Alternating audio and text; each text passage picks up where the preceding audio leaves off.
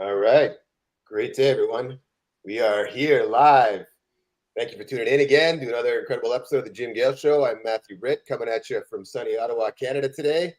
As always, got my good friend and partner here, Mr. Jim Gale. How you doing, buddy? I'm doing fantastic, Matthew. I'm really excited for this chat today. And by the way, I heard you had a flood in your basement yesterday or 2 days ago. How was that? Is that all washed out?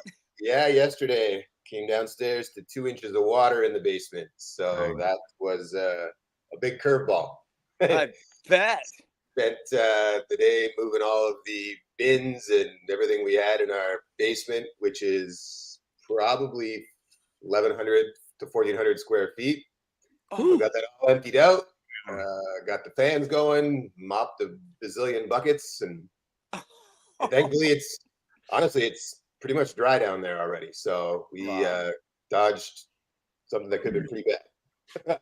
Good Man, deal. That is no fun. I know that drill. We've had that here a few times.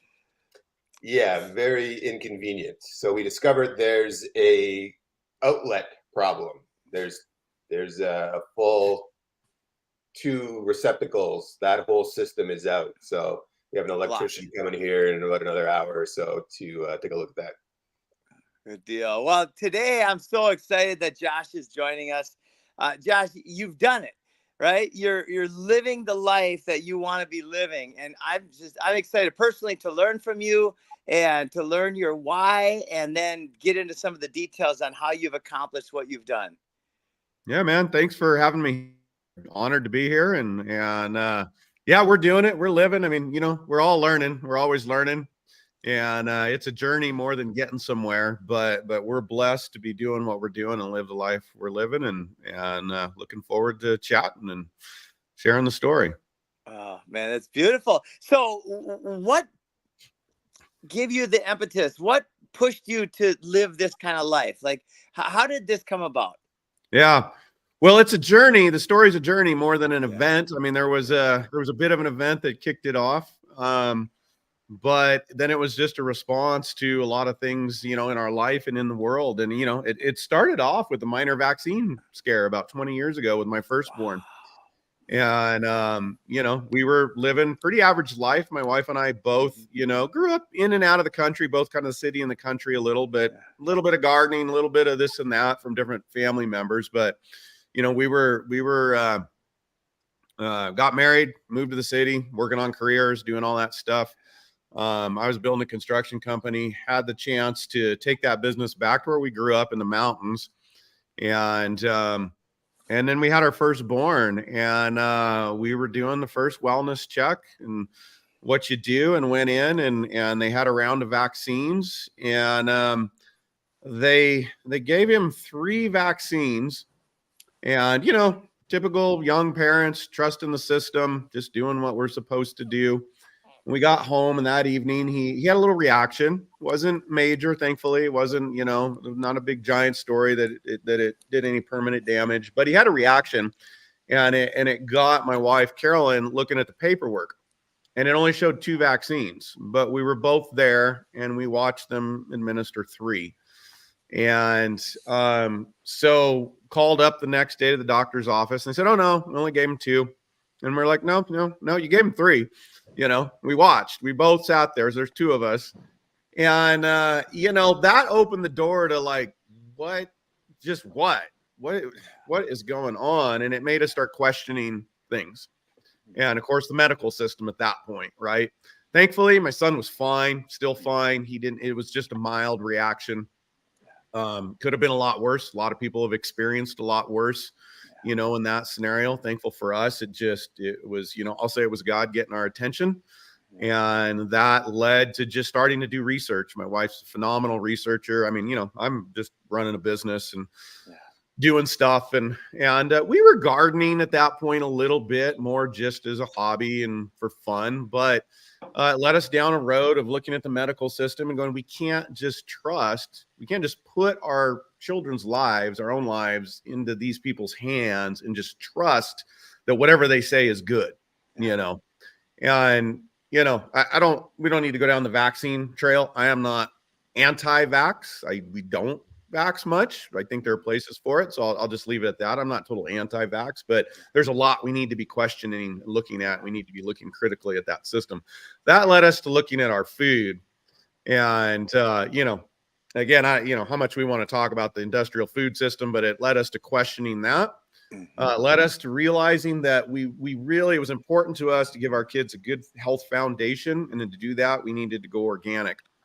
Yeah. And in that time, we had also given over how many children we're having to God and just said, that's, we were on our own journey, spiritual growth, emotional growth. And we felt God saying to us, hey, you're trusting me with your money, with this and that, trust me with your kids, with your family. Yeah. And we said, okay. And within a few years, we realized that God was going to give us a bunch of kids. It wasn't about how many, it was just trusting. And we started, kids were coming quickly and we're wanting to live this organic life. And, this is about 17 years ago. We're gardening, we're doing stuff, and we're realizing we're going to have to go all in if we want to do this. This isn't just playing around with a garden in the backyard and a few egg layers. We need to go all in. And so we started that journey. And what does that take to accomplish that? What does that take to do that? We moved from a 1/4 acre to 5 acres of land and bigger gardens, started doing animals. I got a chance to lease some land. I had a friend, buddy of mine. This was another stage in the journey. He said, you need to raise grass-fed beef. And I had worked on a cattle ranch for a while in my 20s and knew horses and stuff. So I was familiar with beef, but my grass-fed beef, all cows are on grass, aren't they? And I got an education there and started realizing how beef was produced.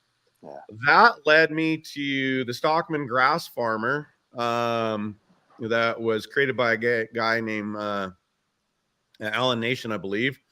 And I got familiar with Joel Salatin. It was my first exposure to Joel Salatin, Greg Judy, Jim Garish, a lot of the big grazing guys, holistic grazing guys. And that's where I heard about permaculture from Joel Salatin, an article, permaculture, started getting familiar with permaculture. And that was a big shift because we were gardening organic. We were raising animals. We were just doing heirloom vegetables, which at the time everybody thought we were nuts. Like, heirloom, what? That's not going to work. It's not going to be successful.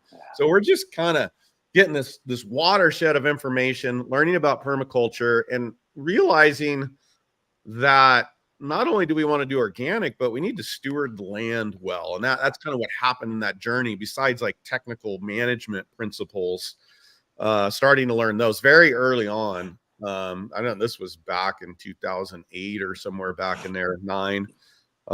We started applying little things here and just realizing this was part of our faith growth as well, as that God gave us this land to steward. And so not only do we want to provide for ourselves, not only do we want to provide organic, but we both have a responsibility to steward the land well. And that's the only way that we're going to achieve our goals well. So, is through proper stewardship. That's the only way it's going to be sustainable. Resilient is the word that I've gotten to now. And so we just started learning. We started doing stuff and eventually moved out of California. That's a big, long journey. Got ourselves here to Idaho about 10 years ago. Got here and settled and decided to dive deeper into permaculture. So I went first to Australia to Jeff Lawton's farm. I got a background in construction and architecture, so I actually went there for a natural building course to get familiar with him and see Zaytuna and learn. And then later that year, I went to Jordan and took my PDC with Jeff there in greening the desert site. And so that's just kind of the evolution of that journey. And we were transitioning in economic models. We got up here to Idaho to live the life we wanted to live, but we had some family's business we had sold, and it was like, okay, what are we going to do now? How do we survive up here in North Idaho where there's not a lot of an economy? Yeah. And so how do we make this work and live this life we're called to? And that led us into this domain that we're in now, into online education. And for us, it was and my wife is very involved in that. It was actually, she seeded the idea. She had a heart to share these things that she had been learning because she watched mom struggle so much with finding the information. And we were getting started there. YouTube, there wasn't stuff on YouTube. There wasn't much on Google. It was the books, it was Carla Emery and the Encyclopedia of Country Living, and, 5 Acres and Independence, and, reading Joel's books, and over the years, people started asking us questions, and my wife watched a lot of her peers struggle to learn the information she struggled to use. And so she had this little idea as a side project to start doing some videos, some education to teach people some of the things she was learning that came by a lot of work for her to learn, make it easier for somebody else. Yeah. Essentially that became the focus. God just led us that, no, this isn't a side thing. I was actually looking at going and get a corporate job. I was like, honey, I don't know how we're going to make it up here, but we want to live here. I'm going to have to take some of my business management experience and go get a corporate job. And through a process, some counsel and prayer, it became, God just revealed to us, no, focus on this little homesteading family thing here. And so we teamed up on that, and we grew that, and wow, and started sharing, and that took off pretty well in a few years. Oh, I love it. There's one question that I really want to ask, because I feel the exact same way, but I'm curious about how you perceive God helping, guiding us. Like, how do you experience that? How does that happen? Where you said God led you to the thing. How do you experience that? I think it comes in different ways. I think most of the time it's a knowing in your heart and in your mind. And of course, when you've got a partner that you're aligned with, and that's how we try to do things, we pray together individually, and we look for confirmation between the two of us or from other places in the world. And, there's a times where I've got strong confirmation and I can share that with her. Maybe she hasn't had it, but she sees that, I've had some confirmation in places and she's good with it. Likewise, the other way around. Sometimes she's got she's felt a voice, and, by a voice, I don't mean, I can't say I've ever heard just like, boom, God speaking in my head. Some people have that and have had that. Sometimes you have a knowing. I'll give you an example. The homesteading family getting started. So I was getting counsel from a mentor, man, that's still my mentor today. Met him through Crown Financial. And this is where I was going to learn how to, get help putting a resume together. Cause I've been an entrepreneur and I was kind of like, I don't know what to do up here. Maybe I just need to get a corporate job for a few years, but how do I employ all my background into a resume? Well, through that man, I went through all the testing, personality testing skills. And he's like, you're not going to the corporate world. He said, you are an entrepreneur at heart. You've got a mission in your mind. You're going to get killed there. You can't do it. So do you have this little, so he was like, so you have this little business. Do you have this little thing you can do from home while you wait to develop what that vision and that mission is? Well, this was this homesteading family. He didn't know it. He knew nothing about it.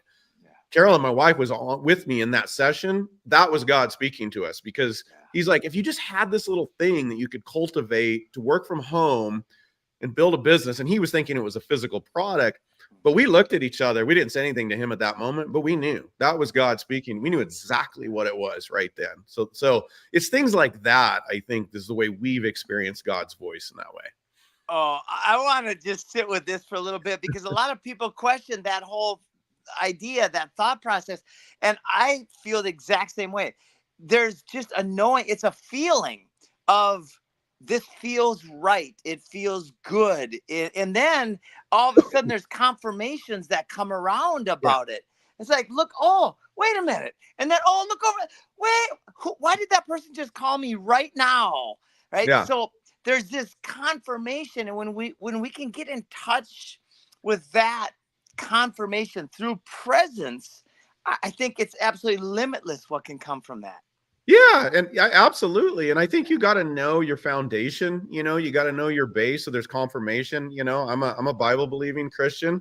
And so I compare, that's got to be in alignment with my faith principles. Right. And so if there's a conflict there, even if you're getting those moments, then you need to look at it. And so I would just say, whatever your foundation is, it needs to be in alignment with your core values. And when those things happen and you get that voice, you get that moment, you get that call, and it's in alignment with your core values and who you are, you know, and if you're interested in truth, you're going to get truth. Yeah. Yes, you set the intention and let go and let God, right? When I first heard that, I was like, that's corny. I was younger and stuff. I'm like, that doesn't make any sense to me. And a lot of people are saying the same thing right now. But when we try it, when we do it, not try it, when we just sit with presence and take a breath and ask questions, what's the right thing? What does God have for me? It's epic what will show up in our field of awareness. It absolutely is. And I don't believe there's any random in this world, and there's purpose. And I believe in a creator, God, and there's purpose. Everything has purpose. You study permaculture, everything has pattern and purpose. I've got a river right outside my house, and it's, right now the melts happen and the river's out there and it's turbulent and it looks like chaotic. But if you understand just physics and what's going on out there, there's actually purpose in every ripple, every wave. There's mathematics to it, and that's just one example. But in my view, that's our whole universe. That's everything. There's purpose, and we're a part of that. Right. And the omnipotence and omnipresence of God, how could we not be? Right. That's ego, right? Edging God out. That's the illusion of separation from this purpose. Yeah. And that's why the stewardship model is so joyful and so abundant. So another question that I've experienced here, like we moved from an HOA community where we were paying rent. The average rent in that community is like $2,500. The average, and it's went up like radically in the last 2 years, like the cost of energy, electricity, water, and all the stuff. Our bills have went down by probably almost 70% in the last 4 months since we've moved here. Is that something you're experiencing there where you have a lesser cost of living? Yeah. I mean, it's through a lot of intentional effort, but absolutely. And it's something we're always working to reduce. We're not off grid yet. We'll get there, but we've prioritized. Well, I won't say we're not off grid. We're not the electrical grid. I like to talk about the grids, and there's a whole lot of grids. We've prioritized getting off of other grids or lessening our dependence on other grids. I'm not a purist in self-sufficiency. I think we need each other. We're not trying to be islands. So we're always going to have some dependence, but we can choose what we're dependent on and to what degree. And so, as we're moving through that, look at the food. I've got regularly 15 people at my table every day. Awesome. That's normal. 12 would be low. It's 15 to 20 people at our table. We provide most of the food for that. If I was buying all that, you want to talk about saving money. If I was buying all that, like, there's a cost to produce it. Sure. Right. There's a lot of costs. We've got fencing and some feed we got to buy in, and then all the management, the tools and everything, there's a cost to it. But if I was buying it all, not only would I pay grocery store prices, I'd be paying the tax on the groceries, and I'd be paying the tax on the income that it would take to generate the money to pay for those groceries. So, what is that right there off the top? That's probably 30-40% savings before you even get to just the pure cost of food, buying it in the store versus what we're doing here. And the ultimate tax that you're now avoiding is the tax of the nutrient density of that food, right? And the poisons in the food. And that is so, Jim, that is so undervalued, misunderstood. The nutrient density and quality issue and what that does for our health. We have the medical system we have, I believe, because we have a deficient food system. We're sick as a people, as a group, as a nation, as a culture, because of the food that we eat, and it feeds this medical system that most of us, I appreciate the technicality of the medical system. They can come in and fix a bone, technically fix things, and they're great, but the disease and the autoimmune and a lot of that stuff, a lot of it's due to either deficiency or toxicity.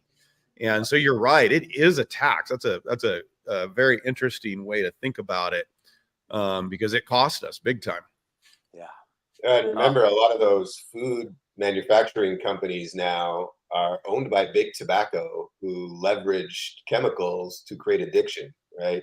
And they figured out how to do that exact same thing with our food system. food supply is purely made for addiction. Consume more, consume more, consume more. And the ingredients they utilize in that are getting cheaper and cheaper and cheaper because it's chemical laden.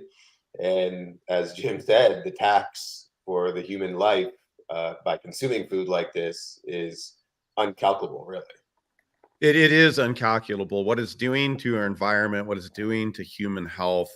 It's really astronomical. You know, I don't know, you know, I don't even know if we could do an appropriate audit on it to how bad it is. But yeah. We probably couldn't, because life is exponential when it is stewarded properly, when we add good things, right? It's exponential. So yeah, there's something, just when I look at the world today and see the lack of abundance everywhere and know what can be and should be, I think, holy cow, this has been a long time coming. And it seems like we're at the edge of that tipping point of destruction. And now it seems like the awareness is coming back, leading to a new regeneration, or a new resilience, as you like to call it. Yeah. Well, every culture does this to itself. Roman Empire did it to itself. Every nation does it to itself, and it overconsumes its resources. You know, it's what we do as humans, unfortunately.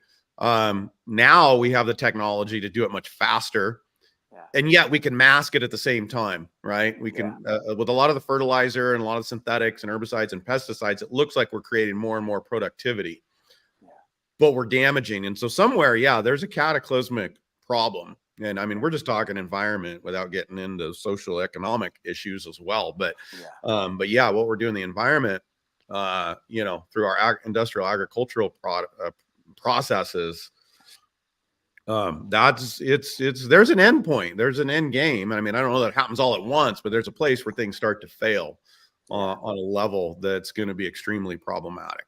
We just can't keep doing what we're doing to soil, particularly, you know. I think good. Well, it's unsustainable, and all unsustainable systems fail. And when the system is the food supply chain, that's a really big deal. Just a little. It gets rough when people get hungry. Yeah. It gets rough when a lot of people get hungry. Yeah. Oh, and that's what our whole mission is to inspire and empower people to plant their own seeds, and to take those little action steps, right? Just put a sprig of sweet potatoes in your backyard, and within 6 months, you might have 60, 70 pounds of sweet potatoes, which is a month's worth of food for your family if you need it. Yeah. Yeah. And good nutrient density. That's it. I mean, we're very aligned on that. That's that's the goal of Homesteading Family and School of Traditional Skills, as well, is getting people to take action where they're at, empowering them to take action. And, you know, whether it's a fruit tree with some sweet potatoes under it, or, you know, whatever your climate is and wherever you're at, most people can do something. Think about that. If every household in America, we'll just start there. I mean, you know, we could talk about it globally, but what if every household in America that has a patch of soil, even an apartment out there with, you know, 5-10 square feet, utilize that to grow something? What kind of impact would that have, that small of an effort? I'm not talking about everybody doing what I'm doing here, what you're doing, Jim, but just if everybody, what would that do to our culture to grow just a little bit of food? One thing, well, I mean, exponential health and wellness and life would be created. The cancer, diabetes, and heart disease trends would be reversed. Crime would be reversed. Suicide would be reversed.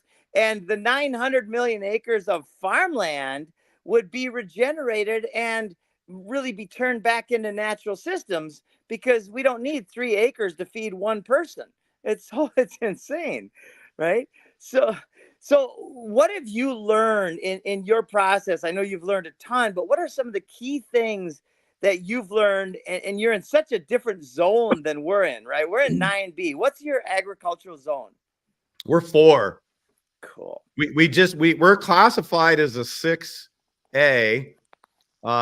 We moved here and we knew we were a 5B, and then this year's temperatures we hit 4. It was record temps. We lost fruit trees. We nearly lost all our grapes. I'm not sure that they're trying to recover. So we're zone 4. You know, one of the things I've learned, and we've lived in the high dry south. I've lived in the heavy southwest, sorry, high dry, sandy, dry mountains of the southwest. I've lived in the wet, heavy clay soil of the south in Tennessee. And then I've lived, you know, here in North Idaho. That's a little bit more moderate, silty, loamy soil, rocky, cold temperate. One of the things I've learned is that you, and a lot of this through permaculture and experience, you can do something no matter where you're at. Your climate does not have to bar you from taking action. You have limitations with your climate, and it sets the stage. But, you know, if I knew now what I knew then, I could be back where I was in the mountains of Southern California at 5 feet, sandy and dry, and could be accomplishing a lot. Maybe not quite what I'm doing here because we don't have the water, but could be doing way more than I ever imagined was I still in that environment. Yeah. And so I think that's a big one that I try to share with people is, you know, start doing something with what you have. Like I'll get people to call and they want to do consultations and they want to go buy 20 acres, 40 acres and set up a homestead. And, okay, well, what are you doing right now? Where you living? You know, what's your skill set? Where are you trying to get context, understand where they're at? And they're like, no, we're in town. We're not doing anything. We're going to buy the 40 acres and, you know, get somebody like you to help set it up. And we're going to go at it. I'm like, no. You have a yard? Yeah. Okay. Plant a fruit tree, you know, get a raised bed, whatever it takes, whatever you can do. And so we need to get going with what we have, and wherever we're at, we can do something. That is one big thing I've learned over the years. That's huge. I mean, I turned my garage into a microgreens garage for a while. I wouldn't do that again. It was I was a slave to those little buggers because I didn't have the automation set up, but it was awesome. I learned a ton. We ate really good, you know, a lot of microgreen salads. So yeah, garden what you've got, even if it's on the countertop, start somewhere, right? Yeah, start somewhere and do something, and you're accomplishing something. Yeah, it's a tiny dent as far as maybe your food bill, but it's a start, and you're learning a skill, and you're providing something. And when you eat that first food that you've grown, you've plucked from the tree or grown from your raised bed or your, you know, hydroponics or whatever you're doing, and you get to enjoy that, and especially if you can enjoy it together with your family. Wow, and you guys know that, I'm sure you've had that experience, and it's just wow, it's so gratifying. You know, you know it's clean, you know it's what you want it to be, and that just, to me, that just spurs you on. It's like, all right, I want more. Yeah. Yes, it becomes like a joyful addiction, all right? Yeah. A joyful obsession. It's like, it's so much fun. We go out harvesting I go out with my daughter all the time. We call it treasure hunting, and it is just a blast. Heck yeah. So one of the things I want to shine a light on is our different zones. I mean, you're talking about some very different climates and soil conditions and stuff. And in all of these climates, we use what we've got and we can create abundance. Like, I don't know how many, like, that's a silly question. I guess the question, what I'm imagining is up in your zone, you're going to focus more on proteins as, than maybe here in Florida, where we've got 240 different types of fruit trees growing. Excuse me. Yeah, definitely. You know, my focus has been a lot on protein, so a lot on meat. We're a meat eating family anyways. We got a lot of kids, and grass grows well here, even in cool seasons. So that's been a lot of focus. You can still grow a lot of fruit here as well. And we put 19 trees in last year, fruit trees. Unfortunately, we lost about half of them because they were young to this freeze this year. And so we're going to have to redo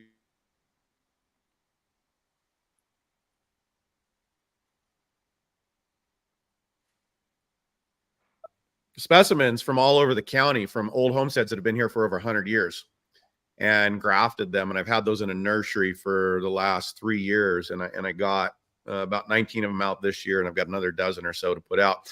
So we've been slower to the trees than we could, but a lot of that's because we've had a lot of infrastructure work to do on this property and land shaping before we could put the trees in. So, but the trees are still a huge part of it. And for us, it's going to be a few years before we're really realizing the harvest, but it will become a huge part, not only of feeding ourselves, but then that feeds back into the protein and, you know, raising pigs and some of the other animals that can eat that, where we're closing the loop on feed we need to bring in through these perennial systems. Yeah. Awesome. Yeah. Awesome. How many, what is the number of variety of different fruits that you might have growing on the property? Oh, well, we got all kinds of apples. We've got cherries do well here. They're all young. I've got one old cherry tree that was here. It's in decline. So we've got cherries that will do well. Most of our stone fruits will do well. So we've got a wide variety of them. Peaches on the edge. Pears will do well here, but we've got a lot of disease. So I don't know that we're going to make it with pears or not. Maybe some Asian pears. We're trying some of the blight resistant. We have a fire blight up here, and it's hard to overcome. I'm also overcoming decades of abuse on this land. It had good infrastructure, but the guy was definitely spraying herbicide, pesticide, fungicide. And it's not been too bad, but I think a lot of the trees that were here, there was a handful of them were dependent on that. Like I had to take a pear tree. I nurtured it for 5 years, trying to improve the soil, build a little bit of an ecosystem, see if I could bring it back, because the fruits they just went bad from the blight. I finally just had to give up and say, take it out and put in an apple tree that's not susceptible to this blight. But so we can do a lot. And in a couple of years here, we're going to create some microclimates and try to push into some hardy figs and a few things like that. So, and then you have nuts, and we're just getting to nuts this year, but we can grow walnuts, chestnuts, and hazelnuts, no problem. Awesome. And that's a huge food source. Yeah. And I wish we would have got those in a little bit early, but like I said, we've had a lot of infrastructure and long-term planning to get the land right, you know, because I'm thinking 3 and 4 generations for what I'm doing here. Yeah. I'm homesteading. My kids, a couple of them, I've got one at least right now, wants to farm and wants to turn this into, you know, a diverse, you know, polyface type farm, probably not at that scale, but, you know, so I'm developing with that, and so that slows us down a little bit to try to make sure that we're taking intentional action as we shape the land to be prepared for that. But fruit tree or nut trees will come behind it as well. And that's a very powerful food source. Yeah. And what about berries? Any types of berries or roots and tubers? Let's see. Well, raspberries do really, really well. We're a little slow on that. I'd like to be doing more. You know, we've got some gojis and we've got hawthorns and we got a few honeyberries out there that do pretty good. We need to spread those a little bit. So raspberries are the biggies, and strawberries do pretty well. Raspberries are what naturally just do great for us. Some of the other things are a little slower and not as productive. And yeah, we need to be doing a bit more on those, but there's a lot you can do. Yeah. And how do you create microclimates? Oh, well, you know, we're in a cold little valley right here. And so we take advantage, but we've got good southern exposure. So we take advantage of the shape of the land is one. So like we have some terraces out in front of the house. And when we got here, it's about what is it out there? A 10 to 12 foot elevation drop from the house level down to what's a small little pasture flat area. And it was just a slope. Okay. But it has the property curves, and it's got an inside bowl that faces due south on that slope. And then it's got an outside curve. And, you know, observation for you guys that are listening, when you get onto a land, if you ever study permaculture, they tell you to observe your land for a few years. And now most of us can't just sit there and observe it for 3 years and not do anything. We got to take action. But over observing, I realized right away, okay, the snow is melting in these two spots. Is the first place for the snow to go, right? It's at an angle that's facing the sun pretty well. You know, it's not a perfect aspect, but it's facing pretty well. Well, we took those and terraced them. So instead of this useless slope with this 12-foot drop, we've created 3 terraces of garden space that warm up real well. And some of it had great soil, and others of it we're just having to build topsoil on by growing, you know, biomass and whatnot. But over the next 5 to 6 years, that will become in some spots perennials, probably strawberry beds, asparagus beds. Asparagus is one of the first perennials to come up here. We have a bed. It's small, so eventually we'll cultivate that spot and get perennials in certain areas and some of our kitchen garden type stuff and others. So that's an area of creating a microclimate. The other thing you can do is, plant off. We've got an asphalt driveway right out here that I'm looking at with a hill behind it that we haven't developed yet. But it's also southern exposing. So say terracing that with stone. And that's another thing we could do down below. It's just hugely expensive. And I had Joel here and that salad and that last year, and that was his suggestion, was retaining walls out of stone or block, right? Yeah. So then you're getting the heat gain besides the aspect towards the sun, and that's going to warm the soil up and create a microclimate there that's going to help you along. So places that you can, mass that you can take heat in our environment's really, really helpful. And you can do that with masonry block. You can do it with stone. You can do it against a house. Our front of our house faces southwest. And so, we've got an herb garden right there and some perennial herbs that go with it that come up really, really early because that sun reflects off the house and creates a little microclimate. I mean, there's so many opportunities. Water is another one. That's the one I was thinking. Is it logical in that area with the relative dryness to create a series of ponds or swales? Yep. That's what I'm doing. I wish you were here. I wish we could go walk through it. We actually had almost a 1 acre pond up off to the side of the property. Couldn't access it, very dilapidated. And somebody had created a water system here 70 years ago. Wow. I think but it's totally evolved and changed and got neglected. So we're redoing it. But as I'm redoing it, I'm putting in little ponds all along the way. Wow. One, for a store of water, because we do get very dry in the summer and it is drying out here. It's getting drier. And so I'm trying to create a larger reservoir so that we can keep the water moving and we have water to irrigate with the pasture when we need to, when it's dry or whatever. But we're also putting these ponds in around and near the house, slowly just adding small ponds. And that surface area and that water retention is going to mitigate temperature a little bit as well. Yeah.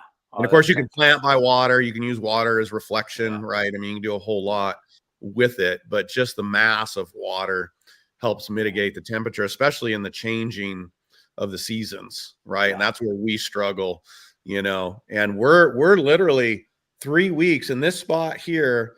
We're 3 weeks on each side of the season behind what's a half an hour away from us in our town.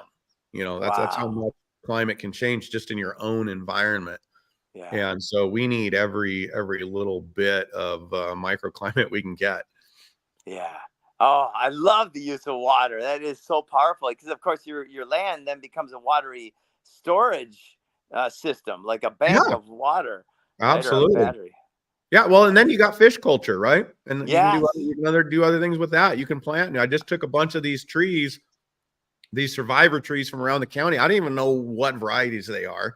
They didn't get tagged well, and he collected them from trees that have been here 80, 100 years and had survived the neglect.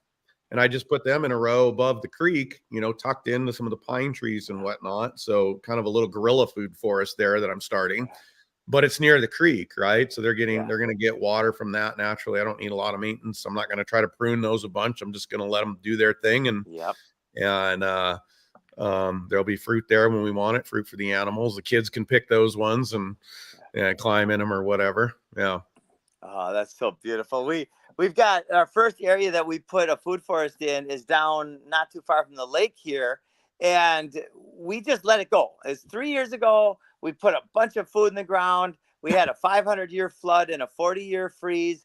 And we lost one peach tree and maybe one or two other plants out of probably close to 100, maybe even over 100. And it's just thriving.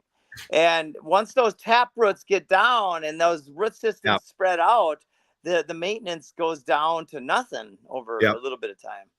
Yeah. You got to get them established, right? Yeah. And so a little work up front. But you want to, I try to baby how I get them started or be careful because I don't want to get them too dependent. So I'm going to push them a little bit. I want them to stress a little and shoot those roots way down, not just water on the surface. And so eventually, there's not a lot of maintenance to them. Yeah.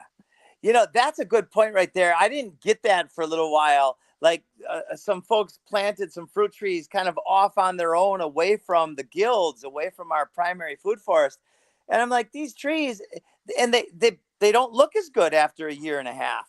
Yeah. They are struggling. But what you just said is so relevant. They're also becoming stronger, and their root systems are spreading out, so that as the guilds build in around them, I believe they'll be very prolific and strong.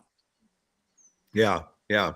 Well, and it sounds like it's giving you an opportunity to experiment with different, different things. And that's how we learn. Right. And hopefully what we're learning, we can share with other people and they can experiment a little bit less, because there's a cost to experimentation. But nature is just so resilient. And yet there's so much we can do to accelerate it. And help it along its way. It's the stewardship thing. Like, it just feels good. I like to share with people, I'm not giving up anything by coming here and living this way. I'm getting. It's the most selfish thing I could ever do, and everybody wins. I love that thought. The most selfish thing you could do, because you're right. Yeah, you're gutting. But we get to cultivate life the way we were intended to. I mean, I love looking at the Garden of Eden. And what I believe was the original intent. We're all longing for that. Not very many people go, I'm going to head to the city and relax and take a vacation. Right. You might go to see the museum, you might go to see the shows. There's things you want to do in the city. The city's got its value, but that's not where people go to connect, to get grounded, or whatever the language is we want to use, because it's all man-made stuff everywhere. We go to the country, we go to the beach, we go to the pretty island, we go to Florida, we go, wherever it is, we go to the mountains, like where people come here, where I live. And because that's where we're made. And so, we get to be a part of that. And then we get to nurture it. And there's work and all that, but it's good work. It's rewarding work. And we get to be a part of that. That's just, I mean, I'm not giving up anything as far as the rest of the world and some of the other things I could be doing, I guess. Oh gosh, I love it. Matthew, what do you think, brother? Well, Josh, I wanted to touch on Homesteading Family, and I see you started this just about 8 years ago. Yeah. And your 824,000 people have subscribed to your channel. Yeah. Almost 60 million views. Right? Yeah. You're helping a lot of people. Yeah. And first of all, thank you. Congratulations on that. Yeah. Thank you. But through that journey, I would imagine you've taken people that have no experience, that have followed along and transformed their lives. Do you have any stories that kind of pop up? Oh gosh. Yeah, I think I'll see while I'm talking if I can think of a specific story, but what has blown us away, so we started, and again, I got to give my wife a lot of credit, and she's the main, we both do videos and we do our podcast and everything, but she does most of the education and probably most of the content from her heart to share. What we didn't expect when we started teaching, and we're very education focused, right? It's not, it's a lifestyle brand. It's her and I and our families there, but we're not there just to show our life. We're there to pass skills along and then inspire people, by the goodness of this life. But so we set out to do that, and we were confident we can help people learn things and get to this life quicker. We did not understand, expect, have any ability to view the life change that it was going to create for people, and that it does create for people, the resonance that it had. And yes, to watch people go from, here's one story. So I've got this video out there about processing over 200 chickens in a day. It was like 1,600 pounds of meat. And this was probably 5-6 years ago. It's an older video. Did it all on the iPhone. It was a crazy day. It was raining, and we had never processed as many chickens before, and it was nutty. And so we get this email from this lady a few years later. She just happened to come across this video. She had nothing to do with homesteading, nothing to do with this lifestyle, whatever. And she saw this video as an interest piece and watched it and was like, whoa, those people are nuts, you know? And so she watched it from that perspective and like, what in the world, you know, kind of an oddity thing. Well, she walked away and it stuck in her head. And she found herself coming back and looking into Homesteading Family and watching more videos. And I hope I'm telling her story right if she happens to hear this. But she started watching other videos and it brought her into the life. And so she emailed us a few years later and I can't remember all the particulars, but she's raising her own food. She's gardening. She's doing more homemade stuff. She's making all these things. And she was just so thankful and how it had radically changed her life. And that was from not even like trying to learn something or find something. That was just from some crazy video. And so, yeah, it's the stories we've heard and the people that we've met and what it has done in their life it's humbling. I mean, it's just really humbling. It almost brings tears to my eyes.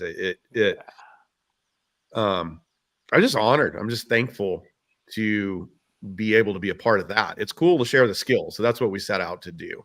Yeah. But to see it changing people's lives and to hear stories of the journey that we went through where, you know, you get one thing consistently on your plate that you eat that's home raised, and that's really cool. And then eventually another thing starts showing up regularly.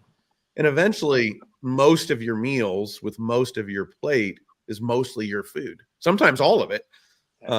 You know, other than maybe some seasoning, a lot of times there's something else, but that journey is just emblematic, you know, of what's going on behind the scenes on the land. And then the stories of families enjoying that meal together and have worked together and have stewarded the land. That just blows me away. And it is so phenomenal to get to be a part of that. I found that video and you've got almost 150,000 views, 140,000 views just on that one alone. Yeah. So, you know, a lot of people impacted from that. And I think why you're having this success is because you did it to be of value, not to get something in return. Yes. And you're getting stuff in return because you're adding so much value. But your primary focus wasn't that, right? You put your attention on how can we serve? How can we help others? How can we be good stewards and show what we're living through? And reciprocal action is happening here that's rewarding and taking care of you and your family. Yeah, it's beautiful. Absolutely. And that is, I mean, this statement sounds a little shallow, but that's the recipe for success for any endeavor. You know, we have to put food on it. I got to survive. I need an income, right? Or we need to accomplish certain things. But when we go out to accomplish those in a way that is to serve humanity, is to serve other people, and we help them solve problems, that's hard to fail at. Yeah. You know. That's beautiful, man. Oh, I just love it. Go ahead, Matthew. Well, and now that you've had all this experience with Homesteading Family, you've also added in the second piece of your puzzle, School of Traditional Skills. Yeah. Tell everybody a little bit about that.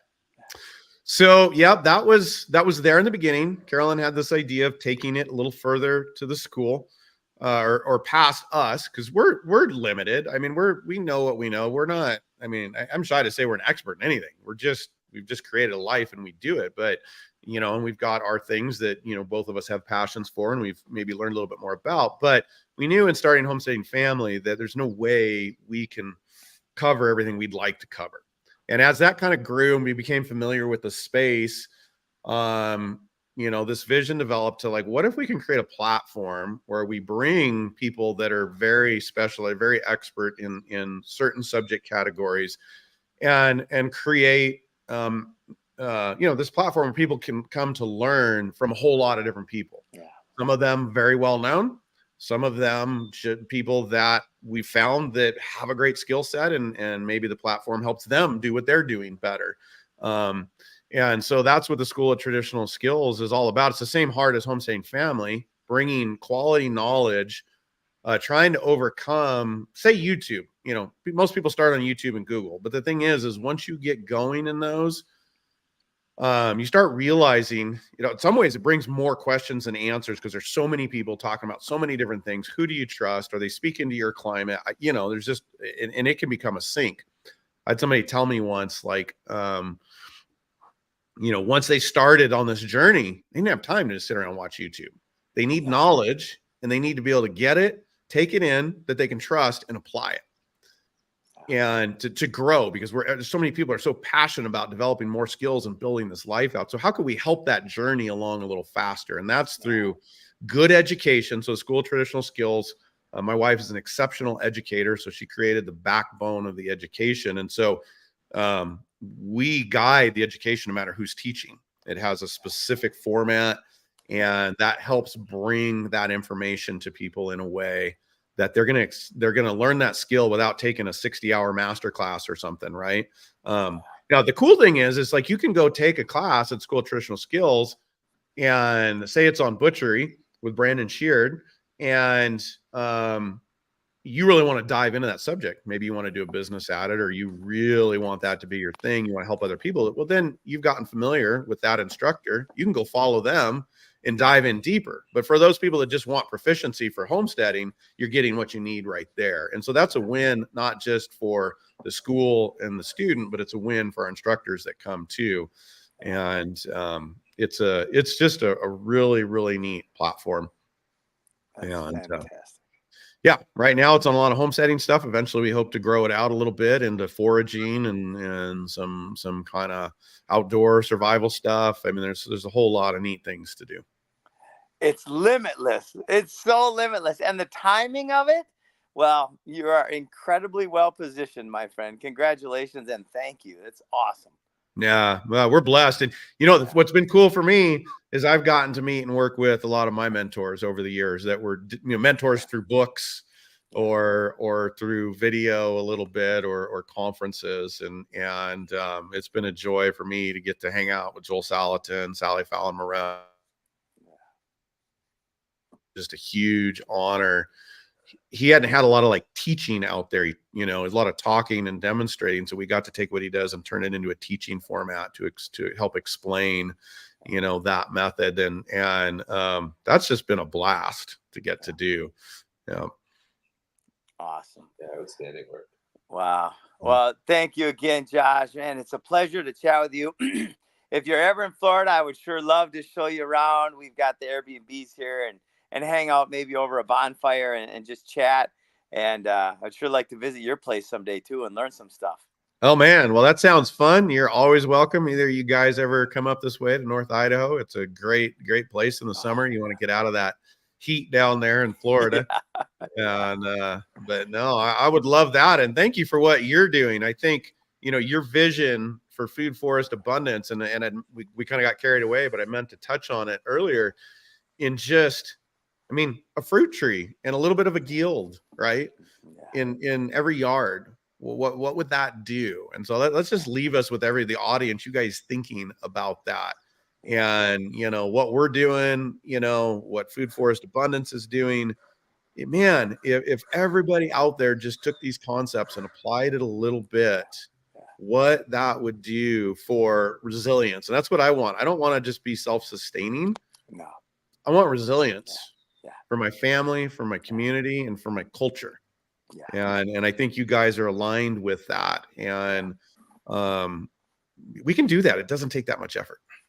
No, in fact, it takes a whole lot more effort to do it the other way, which doesn't last anyway. Yeah. Yeah. Absolutely. And it also empowers the population to take back their control over their life in a certain degree. And it also turns our back on the system. And the governments across the earth, they want control. Yep. Doesn't mean all bad people, but they want to have a level of control.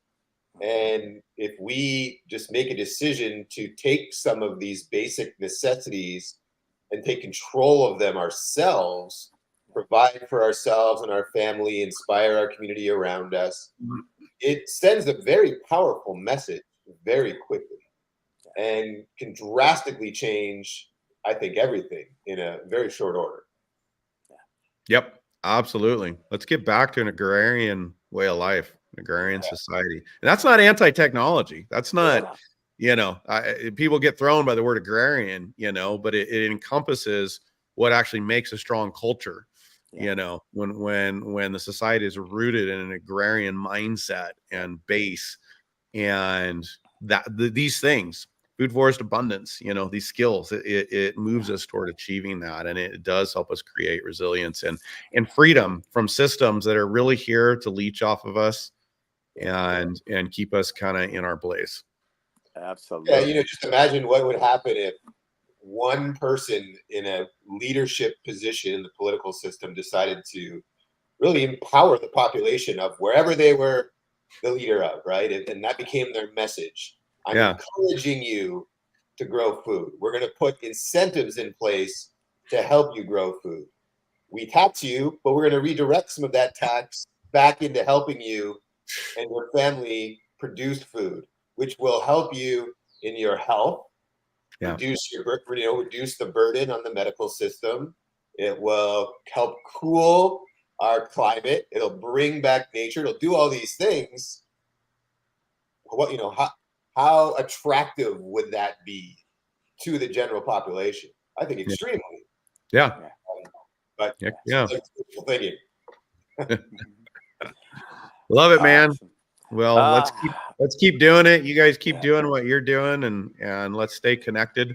Appreciate the opportunity to come and chat and hang out with you guys a little bit. And awesome. Thank you, brother. Bless Josh. All right, guys. We'll be God sharing bless this you. widely. God bless you. Right. Have a great day, everybody. Thanks everybody for tuning in. Hey, send me the link so I can share it over our way as well. Okay. Beautiful. We sure will. Cool. All right. Thanks. Thanks, guys. Take care. Ciao.